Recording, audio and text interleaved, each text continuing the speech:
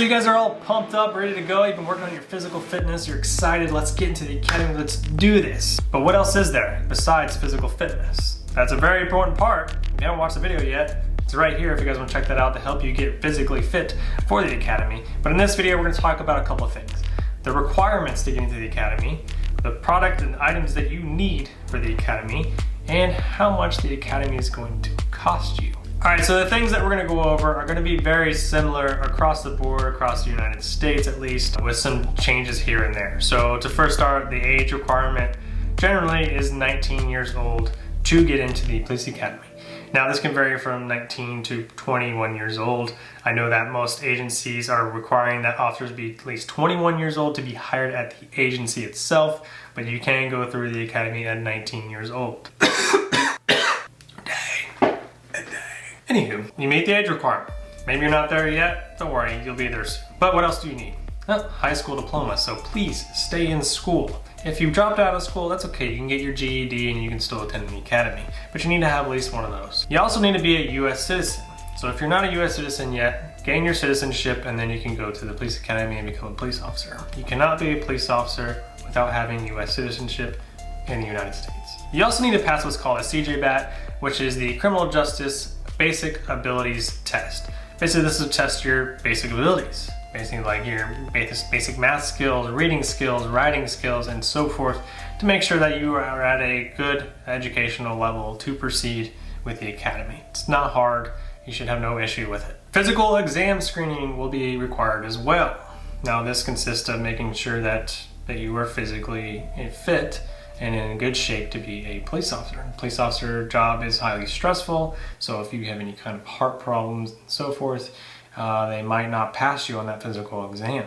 You must be able to lift at least like 50 pounds above your head. If you can't do that, then you can't be a police officer either. So as I go along here, a lot of the police agencies are required the same thing. So if you make it into the police academy, there's a good chance that then you can get hired at a police agency. So to continue with our requirements, you cannot be dishonorably discharged from the military. If you were dishonorably discharged from the military, they will not accept you. Also, if you've been convicted of a serious felony, sorry, you're not gonna be a police officer either. And it's not just a felony. If you commit a serious misdemeanor, which consisted of violence and so forth, and you were convicted on it, that as well. Perjury, lying is a big, big no-no in law enforcement because you're supposed to be trusted.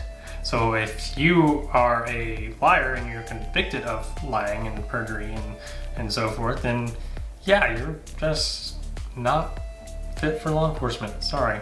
All right, so let's talk about some of the things that you're probably gonna be required to buy on your own, things you're gonna need for the police academy. Now, don't go out buying all the cool gadgets and everything. If you see my gun belt video, I have all kinds of stuff on there.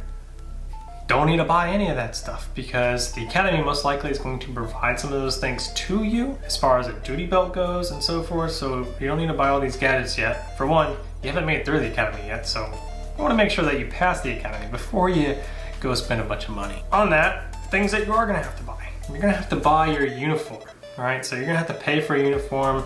Typically, you have a nice, what's called a Class A uniform typically, which is your nice dress uniform, which is something that you're probably gonna wear on the daily. Mine was white, so like I had to clean it all the time. You can't have like threads sticking out and so forth, but yeah. Anyways, you have to buy that stuff, and it can get expensive. So you have to buy the shirts, the pants, the nice shiny belt buckle that goes with it, the shiny shoes that you have to keep shined. All those things are your responsibility to buy. But they're required for the academy. They make you require this, so you can't just show up in the academy in a t-shirt like this.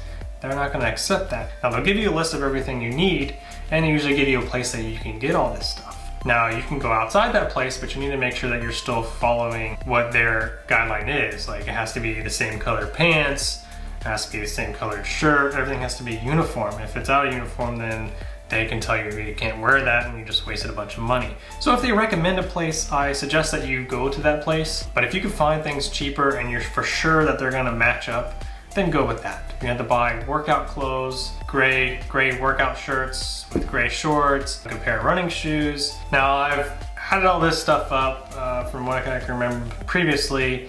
And that stuff can roughly add up to around $550, around $500 to $600. So it gets expensive. So there's a fee just for applying for the academy, and that's typically around 100 bucks. So that's 100 bucks right there just for applying to the academy. Now obviously they're gonna do the background checks on you and all that stuff to make sure that you can go to the academy, make sure that you meet these requirements. So if you think that you can slip by, you can't slip by, so they're gonna find out.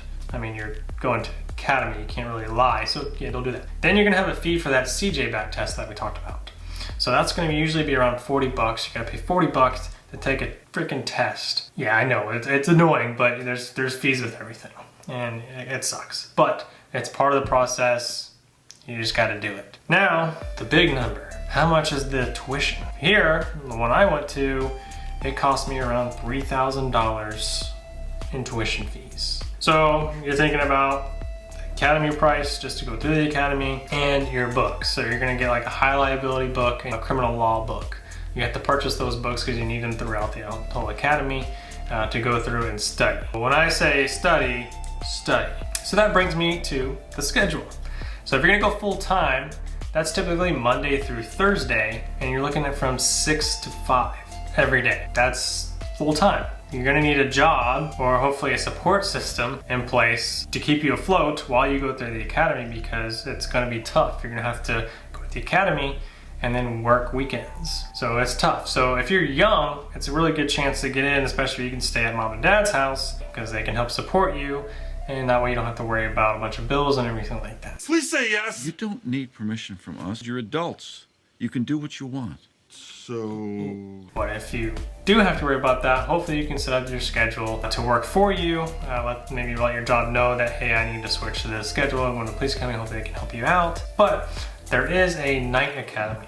So it's the part-time academy, and it takes a lot longer. So if you do the full-time, you're looking at about 5 to 6 months, right? If you do the part-time, you're looking at about 34 weeks. So 34 weeks of the academy versus about 20 weeks if you do full-time. Typically the nighttime will run from 6 to 10. You know, usually when people get off at work at 5, you go straight to the academy from 6 to 10. Typically Monday through Thursday plus Saturdays. Saturdays will be your PAT, weekdays will be all classroom stuff. If you're trying to get into the academy, it's first come, first serve. So first people to apply for that academy class, they're gonna get it first 50 typically. And they usually don't do classes bigger than 50, probably not much smaller, maybe. So it's gonna vary where you're at. The sooner you get in there, the sooner you can get to that first upcoming class. If not, you're gonna have to wait for the next one. There'll be like an orientation, which is really cool, the one I went to. They showed you around the police academy so you can get a feel for what it's like. And they showed a video in which showed the reality of